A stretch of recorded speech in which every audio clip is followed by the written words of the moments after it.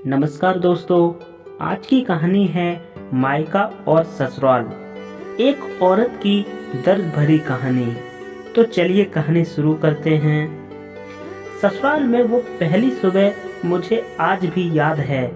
कितना हड़बड़ा के उठी थी मैं, ये सोचते हुए कि कितना लेट हो गई और सब ना जाने क्या सोच रहे होंगे। एक रात ही तो नए घर में काटी है और इतना बदला जैसे आकाश में उड़ती चिड़िया को किसी ने सोने के मोतियों का लालच देकर पिंजरे में बंद कर दिया हो। शुरू के कुछ दिन तो यूं ही गुजर गए। हम घूमने बाहर चले गए। जब वापस आए तो सासू माँ की आंखों में खुशी तो थी, लेकिन वो बस अपने बेटे के लिए ही दिखी। मैंने सोचा शायद नया नया रिश्ता है, एक दूसरे को समझने में देर लगेगी, लेकिन समय ने जल्दी ही एहसास करा दिया कि मैं यहाँ बहू हूँ, जैसे चाहूँ वैसे नहीं रह सकती। कुछ कायदा और मर्यादा है जिनका पालन मुझे करना होगा। धीरे धीरे बात करना, धीरे धीरे हंसना, सबके खाने के बाद खाना, ये सब आदतें जैसे अपने ही आ गईं। घर में माँ से फोन पर कभी कभी ही बात होती थी। धीरे धीरे पीहर की याद सताने लगी। पीहर जाने के लिए ससुराल में पूछा तो कहा गया अभी नहीं, कुछ दिनों बाद जाना। जिस पति ने कुछ दिन पहले ही मेरे माता पिता से ये कहा था कि पास ही तो है, कभी भी आ जाएगी, उनके भी सुर बदले हुए थे। अब धीरे धीरे समझ आ रहा था कि शादी कोई खेल नहीं, इसमें सिर्फ घर नहीं बदलता बल्कि आपका पूरा जीवन ही बदल जाता है। आप कभी भी अपनी मर्जी से अपने ही पीहर नहीं जा सकते, यहाँ तक कि कभी याद आए तो आपके पीहर वाले भी बिना पूछे नहीं आ सकते।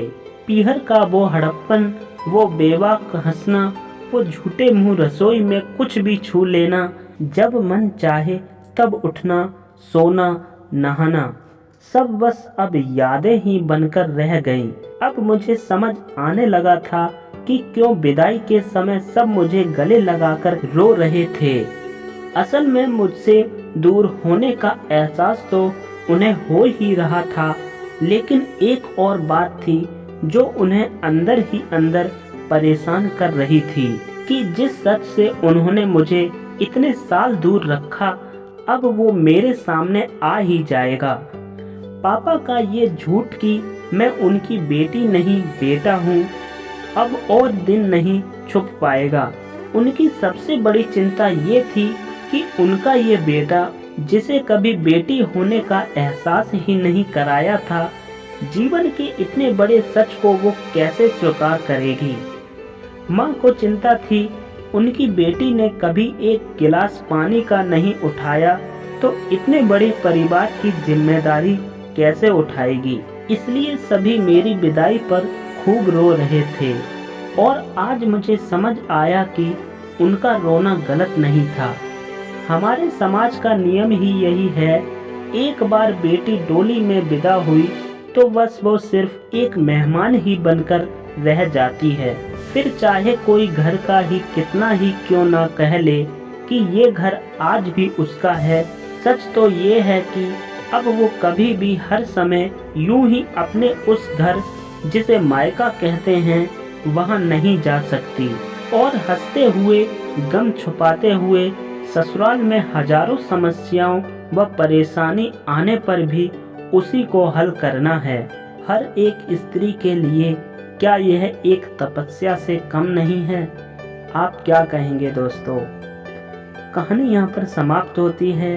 कहानी कैसी लगी कमेंट करके जरूर बताइए और इसी तरीके की और अच्छी कहानियाँ सुनने के लिए हमारे चैनल को सब्सक्राइब जरूर करें और साथ ही बेल आइकन को जरूर दबाएं ताकि अगली वीडियो का नोटिफिकेशन आपको सबसे पहले मिल सके। धन्यवाद।